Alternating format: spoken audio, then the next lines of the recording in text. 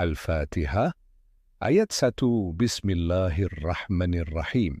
Artinya, dengan nama Allah yang Maha Pengasih lagi Maha Penyayang. Tafsir ringkas. Aku memulai bacaan Al-Quran dengan menyebut nama Allah, nama teragung, bagi satu-satunya Tuhan yang patut disembah, yang memiliki seluruh sifat kesempurnaan dan tersucikan dari segala bentuk kekurangan, yang Maha Pengasih, pemilik dan sumber sifat kasih, yang menganugerahkan segala macam karunia, baik besar maupun kecil kepada seluruh makhluk Maha Penyayang yang tiada henti memberi kasih dan kebaikan kepada orang-orang yang beriman. Memulai setiap pekerjaan dengan menyebut nama Allah, basmalah, akan mendatangkan keberkahan, dan dengan mengingat Allah dalam setiap pekerjaan, seseorang akan memiliki kekuatan spiritual untuk melakukan yang terbaik dan menghindar dari keburukan. Tafsir. Tahlili dastan surah Al-Fatihah dimulai dengan basmalah, Bismillahirrahmanirrahim. Ada beberapa pendapat ulama berkenaan dengan basmalah yang terdapat pada permulaan surah Al-Fatihah. Di antara pendapat-pendapat itu, yang termasyhur ialah 1. Basmalah adalah ayat tersendiri, diturunkan Allah untuk jadi kepala masing-masing surah, dan pembatas antara satu surah dengan surah yang lain. Jadi dia bukanlah satu ayat dari Al-Fatihah atau dari surah yang lain yang dimulai dengan basmalah itu.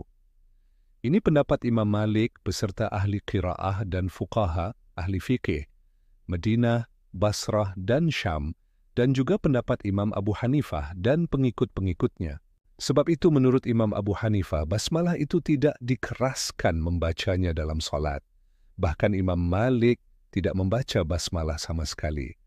Hadis Nabi SAW, An Anas bin Malik qala, da sallaytu khalfa النبي صلى الله عليه وسلم وأبي بكر وعمر وعثمان فكانوا يستفتحون بالحمد لله ربي العالمين لا يذكرون بسم الله الرحمن الرحيم في أول قراءة ولا في آخرها رواه الشيخان واللفظ لمسلم.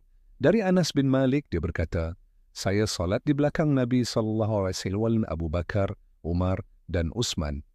Mereka memulai dengan Alhamdulillahi Rabbil Alamin, tidak menyebut Bismillahirrahmanirrahim di awal bacaan dan tidak pula di akhirnya. Riwayat Al-Bukhari dan Muslim, Aish.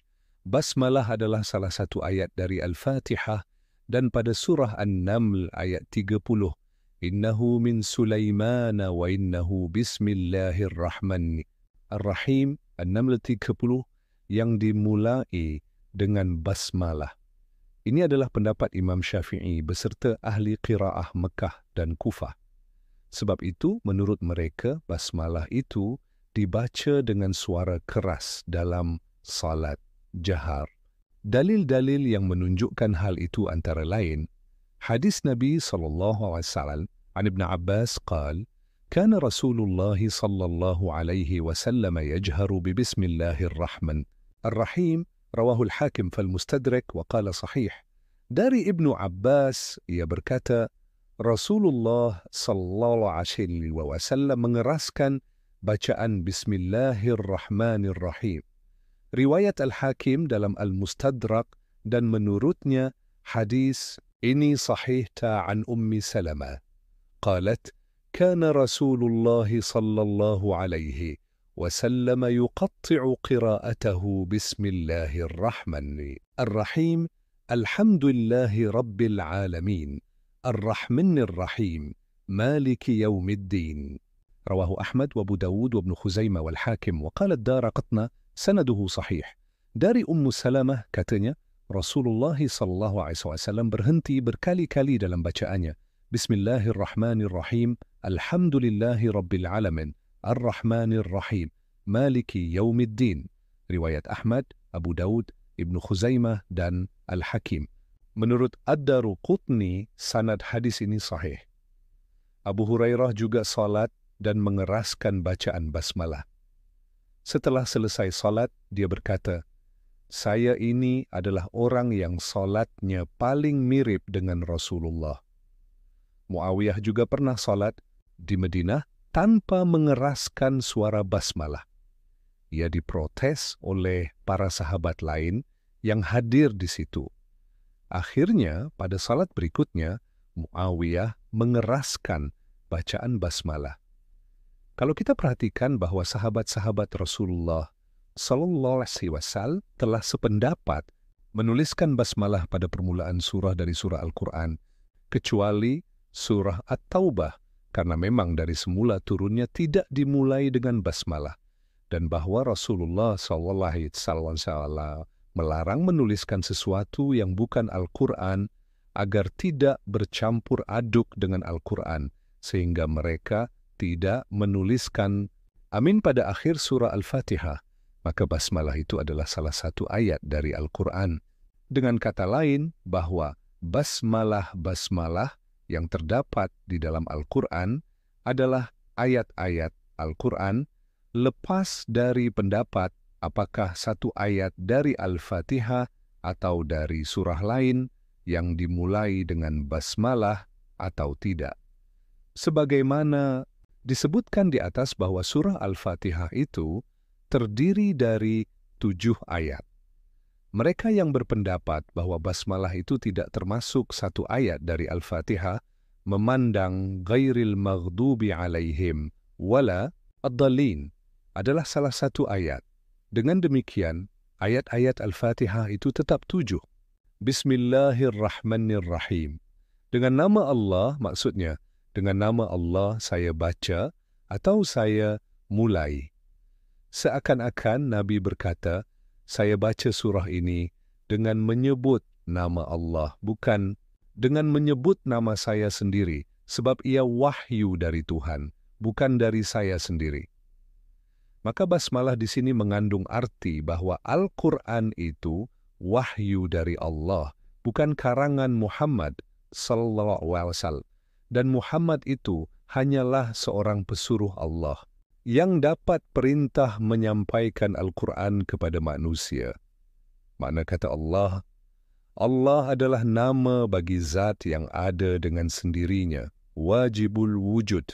Kata Allah hanya dipakai oleh bangsa Arab kepada Tuhan yang sebenarnya yang berhak disembah, yang mempunyai sifat-sifat kesempurnaan.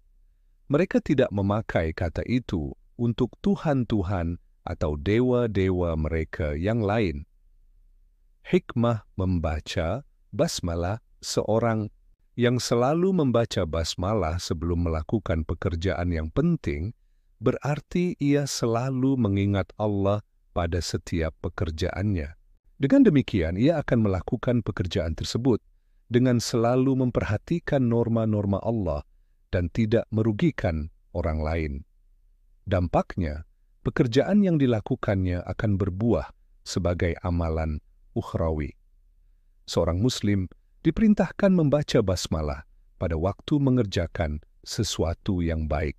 Yang demikian itu untuk mengingatkan bahwa sesuatu yang dikerjakan adalah karena perintah Allah atau karena telah diizinkannya. Maka karena Allah dia mengerjakan pekerjaan itu dan kepadanya dia meminta pertolongan agar pekerjaan terlaksana dengan baik dan berhasil. Nabi SAW bersabda, "Kullu amrin dhi balin lam yubda' fihi bi bismillahirrahmanirrahim aqta'." Rawahu Abdul Qadir Ar-Rahawi. Setiap pekerjaan penting yang tidak dimulai dengan menyebut basmalah adalah buntung, kurang berkahnya. Jadi riwayat Abdul Qadir Ar-Rahawi. Orang Arab sebelum datang Islam mengerjakan sesuatu dengan menyebut Al-Lata dan Al-Uzza, nama-nama berhala mereka. Sebab itu, Allah mengajarkan kepada penganut-penganut agama Islam yang telah mengesahkannya agar mereka mengerjakan sesuatu dengan menyebut nama Allah.